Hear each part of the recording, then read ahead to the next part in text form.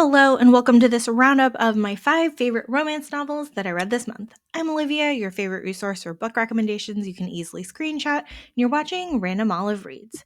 First up is Out of the Woods by Hannah Bonham Young. This is a contemporary romance. It's a standalone novel, but it does go with Hannah's earlier book, Out on a Limb.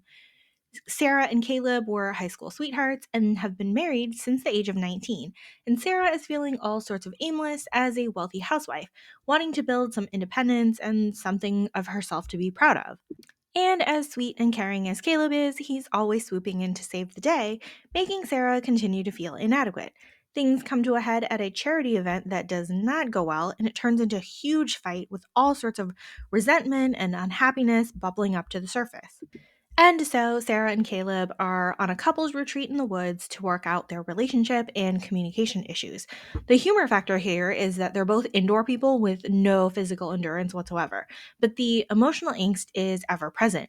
We get some flashback chapters to the past with how their relationship developed and how it intertwined with Sarah's mom being ill and Sarah's career ambitions. This whole book is a heart punch, and I enjoyed the supportive cast of characters present during the retreat. I love this book. Unromance by Erin Connor is a contemporary romance and a standalone novel. We start here with a bang with an elevator meet cute and a one night stand for Sawyer and Mason. And then we find out that Mason is a famous actor who is being maligned in the press for a string of breakups, none of which are his fault. And Sawyer is a romance novelist who's having major writer's block. When they run into each other again, they decide to strike a deal where they hang out with each other doing cheesy romantic things so that Mason can desensitize himself from being a hopeless romantic, and so that Sawyer can find inspiration for her writing. And of course, they have a list of rules to go with the deal. The rules are clearly going to go out the window as these two people spend time together and get all emotionally entangled on top of the physical attraction that started this whole thing. This book was both emotional and super funny and steamy all at once. The flirty, witty banter was so much fun to read. Plus, all their meddlesome friends made a great supportive cast. Indigo by Beverly Jenkins is a historical romance that takes place pre Civil War in Michigan. This is a standalone novel, and if you haven't read this book before, you need to. It's heavy and emotional and romantic all at once. Hester is a former slave who now lives in Michigan and provides shelter for runaways headed north to Canada. She helps treat the injured Galen, a well known and wanted conductor known as the Black Daniel, when he is nearly stabbed and beaten to death. As she tends to him, their relationship changes from a tenuous friendship to something more. It's definitely a slow burn romance layered on top of the fight against slavery. We get loads more drama and danger in the form of a cruel slave catcher and a potential traitor in town. I appreciated how Galen wanted so much to protect Hester, make her smile, and then provide a safety and security for her. Learning both Hester and Galen's backstories were heartbreaking, but I loved seeing him fall for her really hard. Earl Crush by Alexandra Vasti is a historical romance and book 2 of the Belvois library series.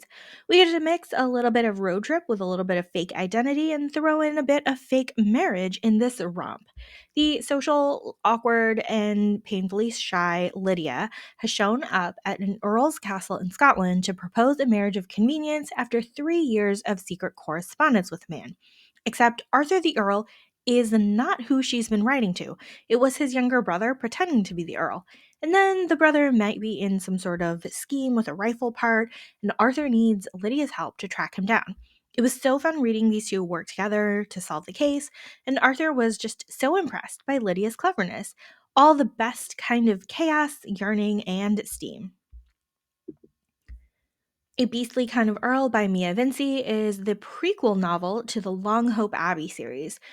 Thea has been banished from her home and lives a pretty lonely existence ever since she was accused of some scandalous behavior that she really didn't do.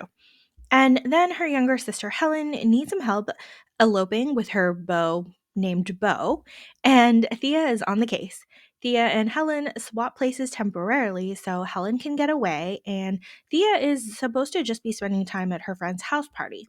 And then the beastly Earl Rafe shows up to do a favor in exchange for some orchids. Keep Helen away from the old man's son. So Rafe shows up with a marriage license ready to marry Helen herself to keep her occupied. And Thea has to go along with it, but she knows the marriage won't be real. She doesn't realize that Rafe knows it's been Thea this whole time, and he also knows the marriage won't be real, but he will secure his money that's been in a trust in the meantime. These two have the best banter and bickering and understanding of each other, even as they're both lying to each other. We have the perfect blend of humor and emotional turmoil here, and I'm excited to read more of the series.